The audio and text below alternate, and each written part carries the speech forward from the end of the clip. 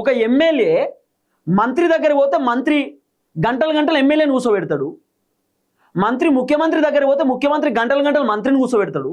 ఒక ఎమ్మెల్యే దగ్గరికి ఓ సర్పంచో ఓ వార్డు మెంబరో ఓ ఎంపీటీసో జెడ్పీటీసో సమస్యలు చెప్పుకోనికి పోతే ఎమ్మెల్యే గంటలు గంటలు వీళ్ళని బయట కూర్చోబెడతారు. అసలు ఏంది ఈ వ్యవస్థ?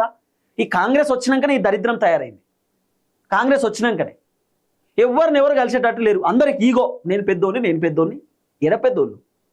తెలంగాణ ప్రజలు ఓటేయకపోతే చెత్తేరుకొని కూడా పనిచేయరు. తెలంగాణ ప్రజలు ఓటేయకపోతే, తెలంగాణ ప్రజలు మిమ్మల్ని గద్దెనెక్కి కూర్చోబెట్టకపోతే చెత్త ఏరుకోనికి కూడా పనిచేయరు మీరు. ఇక మేము ఎమ్మెల్యేలం, మంత్రులం, ఎమ్మెల్సీలం, మేము జనాలను కలవం. ఎందుకు కలవరు? జనాలతో కలవరు, మాట్లాడరు. అందరిని అంటలేను, కొంతమంది ఎమ్మెల్యేలు, కొంతమంది ఎంపీలు, కొంతమంది మంత్రులు మరి ఘోరంగా తయారయ్యారు. నియోజకవర్గాలలో తిరిగారు, నియోజకవర్గాలలో పర్యటన చేయరు.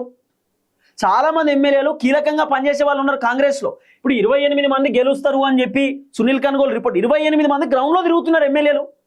గ్రౌండ్లో గట్టిగా వాళ్ళు జనాల దగ్గర పోతున్నారు, జనాల సమస్యలు తెలుసుకుంటారు కాబట్టి 28 మంది గెలుస్తారు అంటున్నాం.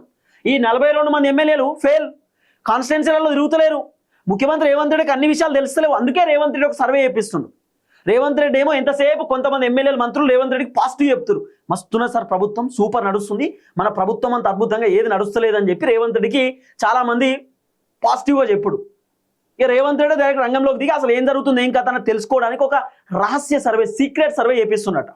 అసలు ఏంది ఎమ్మెల్యేల పర్ఫార్మెన్స్ ఏంది, ఈ ఎమ్మెల్యేలు ఎట్లా పనిచేస్తారు, ఈ ఎమ్మెల్యేలు కాన్స్టిట్యున్సీలో తిరుగుతురా లేదా, ఈ ఎమ్మెల్యేల కథ ఏందనేది రేవంత్ రెడ్డి మొత్తం తెలుసుకోవడానికి రేవంత్ రెడ్డి ఒక సర్వే చేపిస్తున్నట్టు. ఇప్పుడు రేవంత్ రెడ్డి ఆయన పర్సనల్ సర్వే అన్నట్టు ఇది.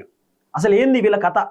ఎమ్మెల్యేలు ఏమో పొద్దుగాల లేస్తే మా నియోజకవర్గంలో ఆగముందని కొంతమంది సూపర్, అసలు మా కాన్స్టిట్యున్సీలో మళ్ళీ నేనే గెలుస్తా అని కొంతమంది. అసలు ఏం జరుగుతుంది అనేది రేవంత్ రెడ్డి తెలుసుకునేటటువంటి కార్యక్రమం చేస్తున్నాడు అనేది వినబడుతున్న చర్చ.